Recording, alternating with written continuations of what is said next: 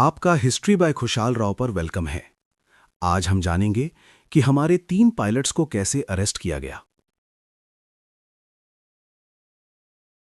साल 1971। आसमान में युद्ध की गूंज थी, धरती पर तनाव था और हर दिल में अनिश्चितता। 3 दिसंबर, पाकिस्तान ने भारत के एयरबेस पर हमला किया और फिर शुरू हुआ वो युद्ध जिसने इतिहास बदल दिया। भारतीय वायुसेना के बहादुर पायलट अपने मिशन पर निकल पड़े।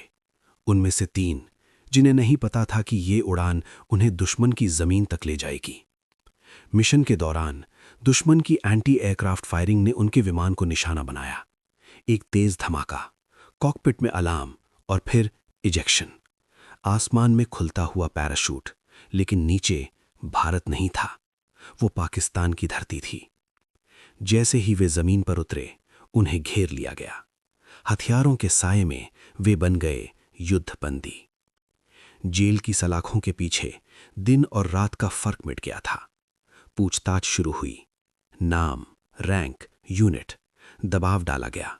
मानसिक खेल खेले गए, कभी सख्ती, कभी लालच, लेकिन हर सवाल का जवाब एक ही था: नाम, रैंक और सर्विस नंबर। उनकी चुप्पी दरअसल उनका साहस थी। दिन हफ्तों में बदले और हफ्ते महीनों में। बाहर युद्ध जारी था। फिर आया 16 दिसंबर 1971। ढाका में आत्मसमर्पण हुआ, युद्ध समाप्त हुआ, लेकिन उन 3 पायलटों के लिए आज़ादी अभी दूर थी। 1972, शिमला समझौता। युद्धबंदियों की वापसी का रास्ता खुला। सीमा पर जब वे लौटे तो सिर्फ 3 सैनिक नहीं लौटे थे। लौटी थी उम्मीद, लौटा था विश्वास, लौटी थी वो दृढ़ता जो सलाखों से भी मजबूत थी। परिवारों ने उन्हें गले लगाया, देश ने उनका स्वागत किया।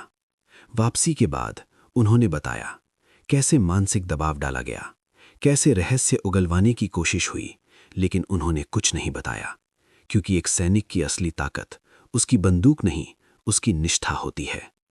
उनकी कहानी हमें सिखाती है, युद्ध सिर्फ मैदान में नहीं लड़ा जाता, कभी कभी वो जेल की कोठरी में भी लड़ा जाता है, जहां जीत का मतलब होता है चुप रहना।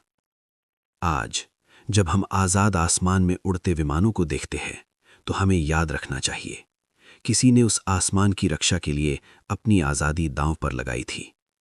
ये कहानी है उन 3 पायलटों की जो सीमा पार गए, लेकिन अपने कर्तव्य से कभी नहीं डिगे, और यही उनकी सबसे बड़ी जीत थी। जय हिंद।